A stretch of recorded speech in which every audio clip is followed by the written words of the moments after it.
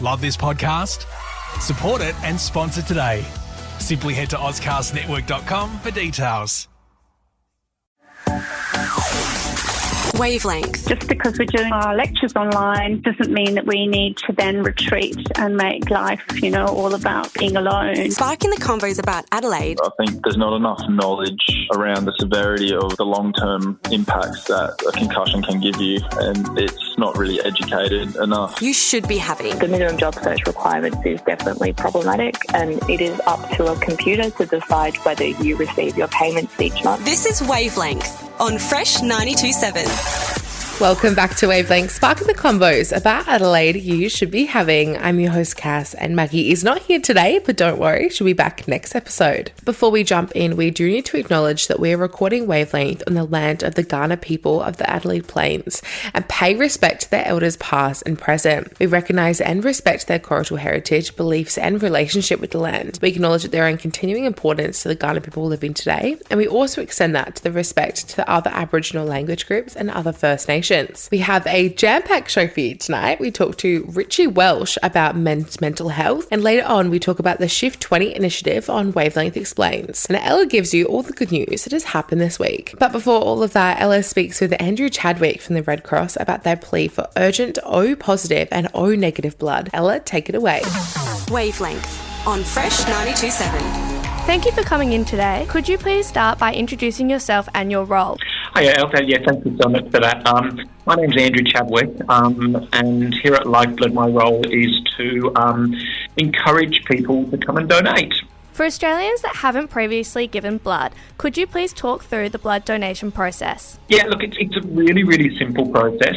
So initially we ask everybody to register to become a blood donor. During that process, we ask you a few questions, and there's also an area where you can go and check your eligibility to make sure you can donate. Once you've registered and checked your eligibility, and you can register either online or via an app. But once you check your eligibility, you book an appointment, and then you come into the donor centre and donate.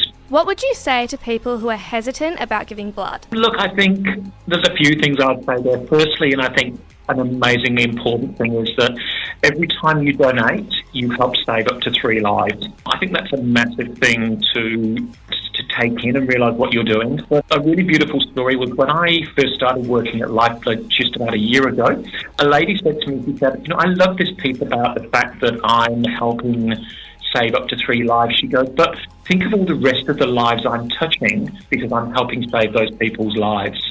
And I thought that was just a beautiful thing. So I think firstly, obviously, it is what an amazing thing you're doing. And second, of course, is that the staff we have are amazingly well trained. So, when you are having your blood donation, we prepare you for your blood donation by giving you tips to ensure that when you do donate, it's as comfortable as possible. But our donor nurses have all been with us for many, or most of them for many, many years. So, they're extremely well versed at talking to people and making sure that they're comfortable when they're doing a donation. The Red Cross has made an urgent call for type O positive and O negative blood. How can Australia help?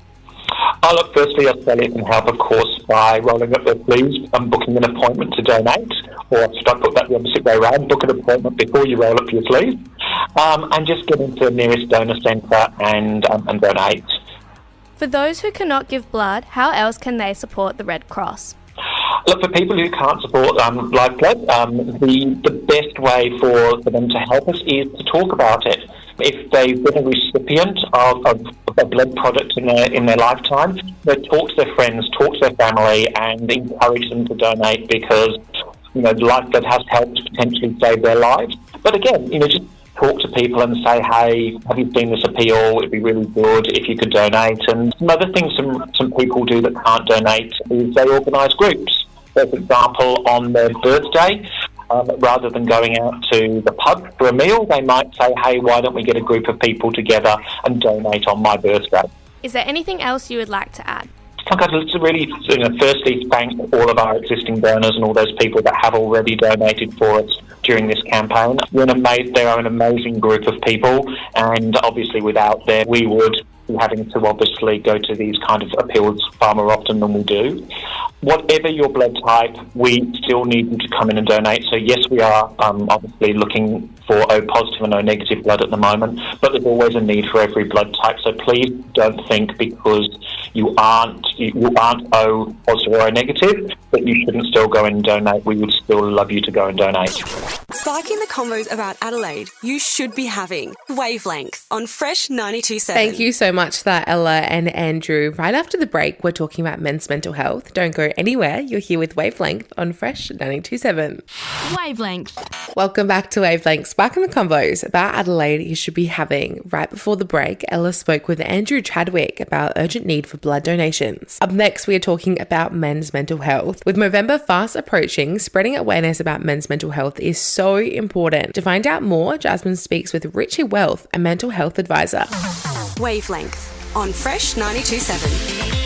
My name's Richard Welch. I work for a large group training organisation called TAPS, so that's the Trainee Apprentice Placement Service. And off the side of that, my second unpaid job is I'm the founder and director of the Next Step Australia. Would you be able to explain what the Next Step Australia is? A quick rundown is that in 2020, myself and a couple of mates, Simon Tyler, Brett Tasker, had an idea after experiencing some losses of friends that it was time for change. So I just wanted to create a bit of an avenue that we could all check in on each other, just keep that connection as mates. I've created an Instagram platform, put it out to 30-40 mates, and over the last 3 years we are now literally registered as a not-for-profit charity. Amazing. Working in the men's mental health space. The formalisation of that, we provide support and pathways to better enable the community, particularly men who are at greatest risk of suicide death, and we try to help them seek support for mental health and suicide challenges through peer-to-peer support. We also regularly provide free community events as well as funding community members to engage in mental health, suicide prevention training so that they can support others during their times of need. Of course, next month in November, it is known for its focus on men's mental health awareness and suicide prevention, otherwise known as Movember. With the number of suicide deaths around 3 times higher in men than women, what would,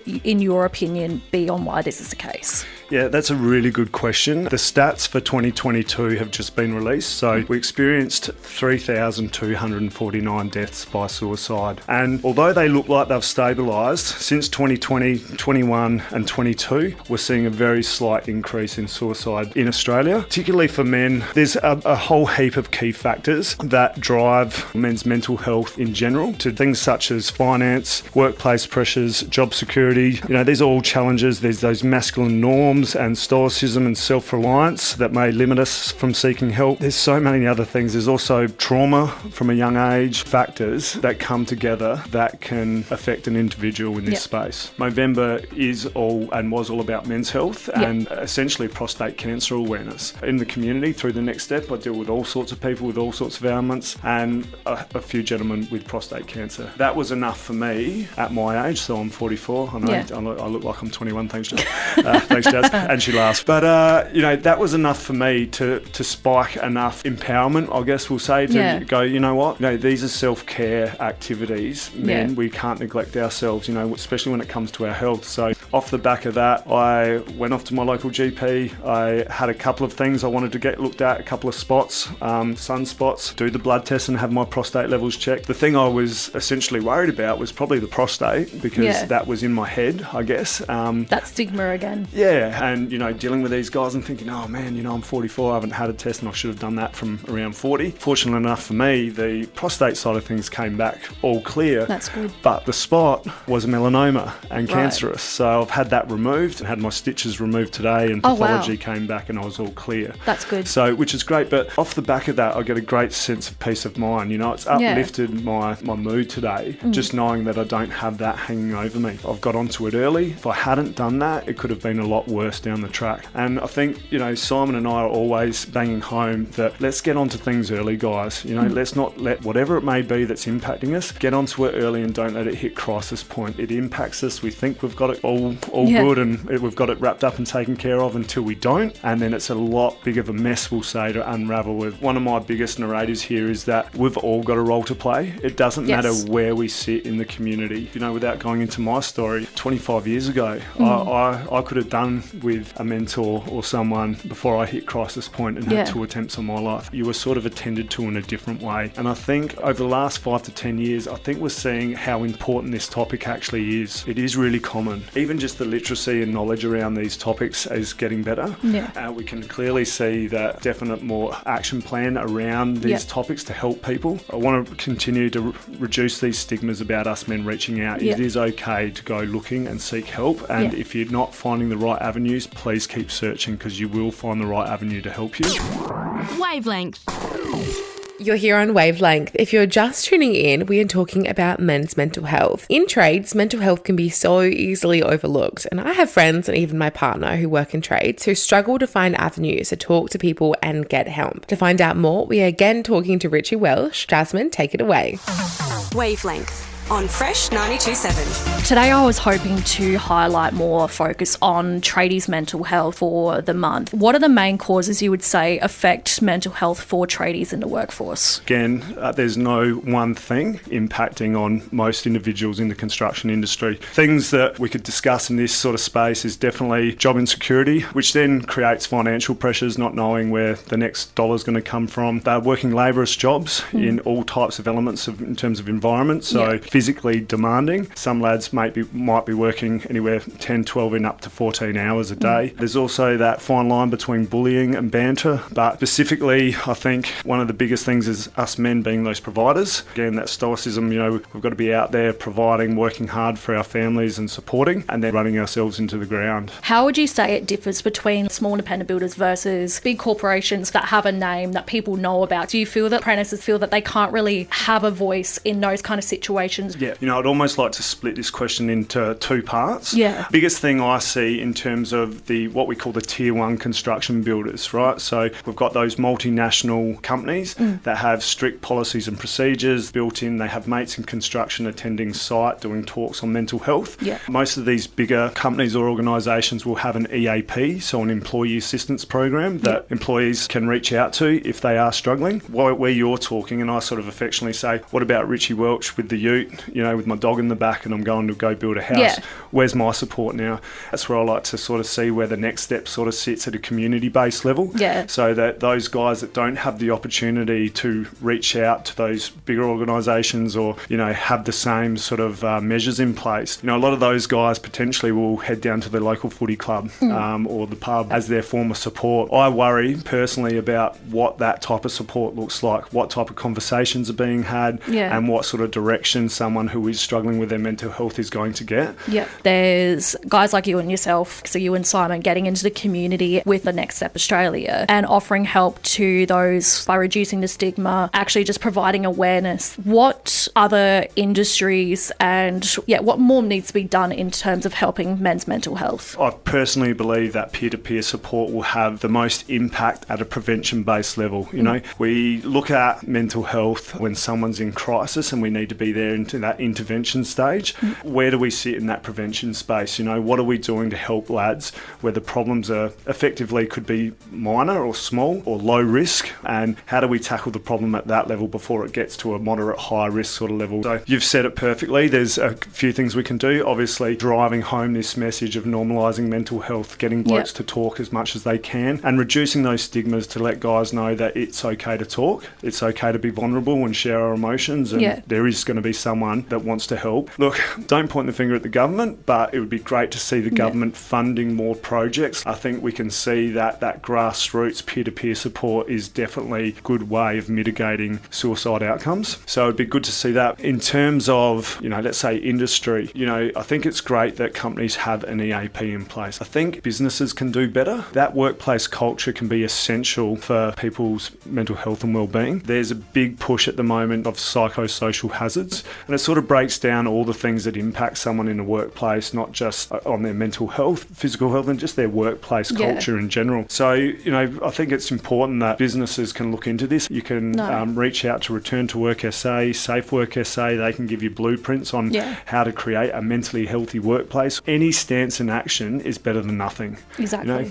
It doesn't need to cost a lot of money, is what I'm saying. For anyone and everyone, especially the men listening in today, let's normalise mental health. It's something that we shouldn't be afraid of. The old sayings are, don't feel like you're weak or a burden. It's okay to be vulnerable and be experiencing what you're going through. Sparking the convos about Adelaide you should be having. Wavelength on Fresh 92.7. Thank you so much for coming on the show, Richie. These are some really important conversations to have. With Movember starting in just a couple days, it is so important to check up on the men in your life. After the break, we are talking through the Shift20 Initiative. You're here on Wavelength. Wavelength. Welcome back to Wavelength on Fresh 92.7. Right now, Ben is talking through the Shift20 Initiative. Ben, take it away. Wavelength Explains on Fresh 92.7. Did you know that approximately 20% of Australians have a disability, either visible or non-visible, but only a small percentage are included in advertisements? In fact, the percentage is only 1%, which if you ask me isn't enough. That's where the Shift20 initiative comes in, or Shift20 for short. You might have seen something on TV recently about the Shift20 campaign, but might not know what it is. And who better to promote inclusion than last year's Australian of the Year and former Australian wheelchair tennis player, Dylan Alcott. Dylan Alcott and the Dylan Alcott Foundation have created an initiative that really has no limits. It's all about inclusivity and advertising. Importantly, Dylan says when he grew up it was hard to turn on the TV and find a point of representation. Instead, there were only able-bodied people in ads. While Sarah Shams, speaker, model and disability advocate, said when growing up she felt ashamed of a disability and not good enough. Shift20 is all about creating inclusion in casting, representation in disability and accessibility in Australian advertising and media. One of the key aspects that makes this initiative so likeable is the fact that these brands want to help normalise disability on our screens. Brands such as ANZ, Kia, Uber, Amy, Weet-Bix and more have committed to having people with disability both visible or non-visible in their future ads. They want it to be a continuation of their commitment to diversity, accessibility and inclusion. ANZ General Manager of Marketing Sean Chadwick said, "It's important for us to be deliberate about making sure we are equally representing members of the Australian community." Whilst new Weet-Bix kid and her mum had some positive words to say. If you tell someone that they can do something and then back them up and help them, then they'll be able to do it no matter if they've got a disability or not. Isn't that right, love? Mm-hmm. This project is setting the standard for representation in advertising. This is not just about this launch initiative, this is about ongoing improvement over many, many years. We can have a true impact on a generation and how they see themselves and how they see other people with disabilities. What's our motto? I'm beautiful, I'm amazing, I can do anything. That's right, that's what we say every morning. Sparking the convos about Adelaide you should be having. Wavelength on Fresh 92.7. Thanks for that, Ben. Right after the break, we go through all the good news that has happened this week. You're here on Wavelength. Wavelength. You're on Fresh 92.7 listening to Wavelength. It's that time of the episode again. It's Heaps Good News. Ella, take it away. I know there's gonna be Heaps Good News on Wavelength. Take a deep breath in as we dive into Heaps Good News. One of Adelaide's favourite events, Oz Asia Festival, has kicked off, running all the way through till the end of this week. The infamous Lucky Dumpling Market has returned, taking over Elder Park with all your favourite vendors. Think Gang Gang, Gyoza Records and more. Over to sport, our favourite gals, the Matildas, have been welcomed back to our screens, with the first two Olympic qualifiers taking place over the weekend. The third and final qualifier is set to take place this Wednesday night, so I hope you're just as keen as I am to cheer on our team. You can tune in on Channel 10 at 9:30 Wednesday night. Smash hit musical Hamilton has announced its return to Sydney for a special encore season following its 2021 Australian tour. The Tony Award-winning musical is coming to Sydney Lyric Theatre from July 2024, bringing its iconic blend of hip-hop and history to Australian audiences once again. And finally, Channel 10 has unveiled their 2024 programs, and let's be clear, there's definitely something for everyone. The People's Princess Robert Irwin has been announced as the new co-host for the upcoming season of I'm a Celebrity, Get Me Outta Here, joining longtime presenter Julia Roberts. MasterChef has announced South Australia's own Po Ling Yeo as a new judge as they shake things up. The celeb kicked things off with her career on the show way back in its first season. 7. That's all we've got time for. Back to the studio. Sparking the convos about Adelaide you should be having. Wavelength on Fresh 92.7. Thank you so much for that, Ella. And that brings us to the end of the show tonight. Thank you so much for listening. Make sure you subscribe to the Wavelength podcast on Apple Podcasts, Spotify, or anywhere else you get your podcasts. You can listen back to our old episodes right now, and tonight's episode will be up soon. That is officially it from us tonight. Right after us, Steve with Easy G is coming into the studio. Keep it on Fresh. Love this podcast? Support it and sponsor today. Simply head to AuscastNetwork.com for details.